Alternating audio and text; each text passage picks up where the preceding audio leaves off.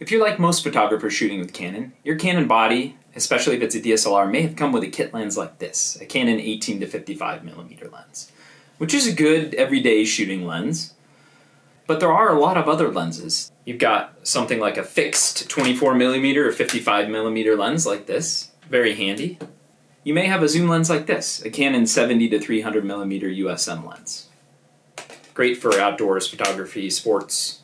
And if that's where your bag ends, you might have a hole in it.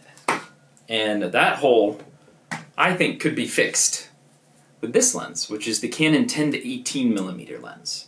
This is an ultra-wide angle, super fast STM lens that's made for the Canon EFS mount. And if your camera body, in this case I have a Canon EOS R50 here, has this white square, that means it's compatible with this lens or any APS-C lens by Canon.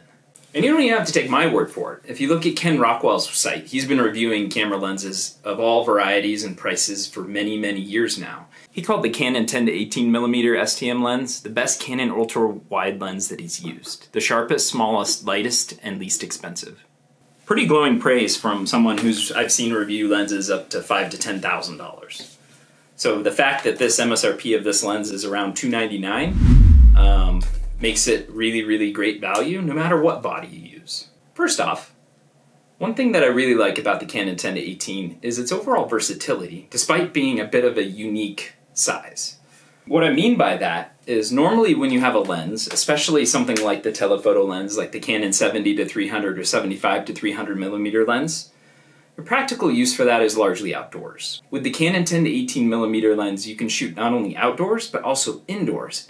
I've shot this camera using a 70D and an 80D, just holding it and pointing it at me, and you're able to see my face and the background behind me. Because the 10-18mm lens is such a wide angle lens, it's really easy to shoot with and do it holding the camera like I am here without even a tripod, because the lens has some image stabilization in it. Even if your hand shakes a little bit, it does a really good job. For shooting in close quarter situations, you can take images or video at very close range. In fact, I'll show you real quickly what I mean by that. So I'm going to hold the camera body here and just point the lens at me. And you'll see the practical usability of this lens is pretty amazing. In fact, I've shot a number of YouTube videos with this very lens. We're at 18mm here, and we are at 10mm here. 18, 10. This is another popular wide-angle lens for Canon. It's a Canon 24mm STM lens. Also very fast, super lightweight, like pancake-style lens. And this lens actually takes really nice pictures as well.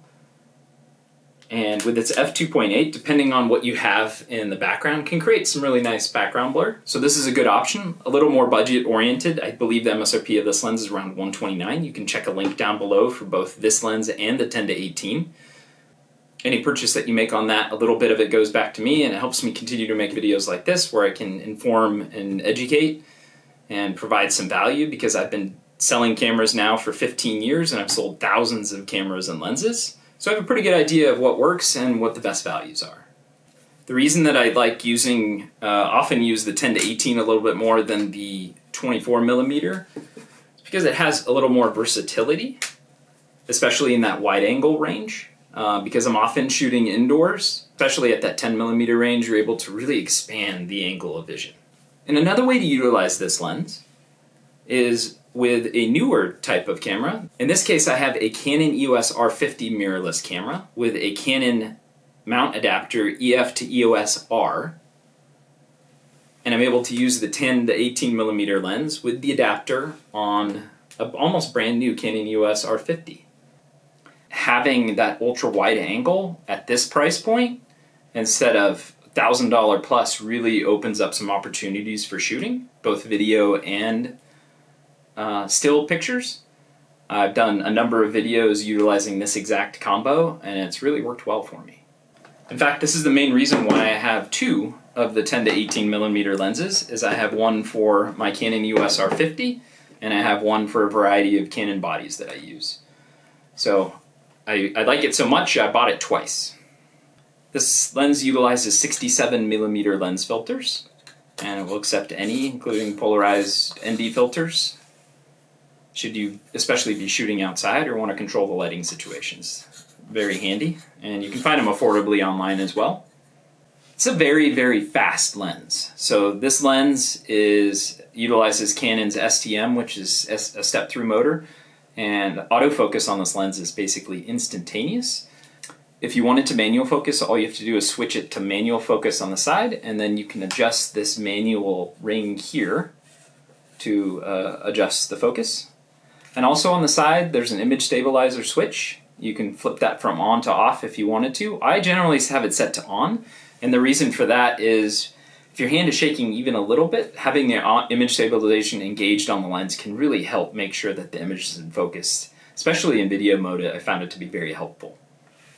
And going back to bodies, if you already have a Canon Rebel body, the Canon 10-18 is going to work with not only all of the XS and XSI, it'll also work with the Canon T1i, T2i, T3i, T4i, T5, T5i, T6, T6i, T7, T7i, T8, T8i, as well as a variety of other DSLR camera bodies, like the Canon EOS 20D, 30D, 40D, 50D, 60D, 70D, 80D, 90D, and quite a few more. So very versatile lens, will work with many different Canon camera bodies. You're able to get right up next to a subject and get a picture versus having to stand super far away with a telephoto lens or a longer range lens. And I enjoy that. And like I said before, if you're shooting close, you can literally get right up next to the subject with one hand and touch the shutter button versus larger lenses you would have to be holding like this. So it's very handy. It's a lightweight lens. Doesn't take up a whole lot of space. I'm going to show a picture of a variety of lenses, and you get an idea of how the size difference between these two lenses. This is the zoom lens and this is the wide angle lens. Quite drastic, as well as a pretty large weight difference. If you're looking for bokeh or background blur, you may lean towards this 24mm or a variety of 35 and 50mm options that Canon has. Because of the f-stop range of 4.5 to 5.6, you're not going to get much background blur with this. Most everything is going to be in focus.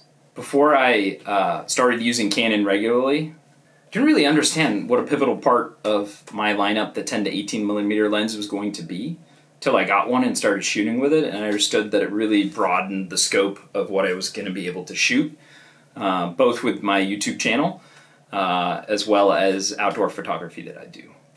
There are other options out there, both by Canon and by other manufacturers. The price points of those lenses are generally going to be in the $700 to $2,000 range.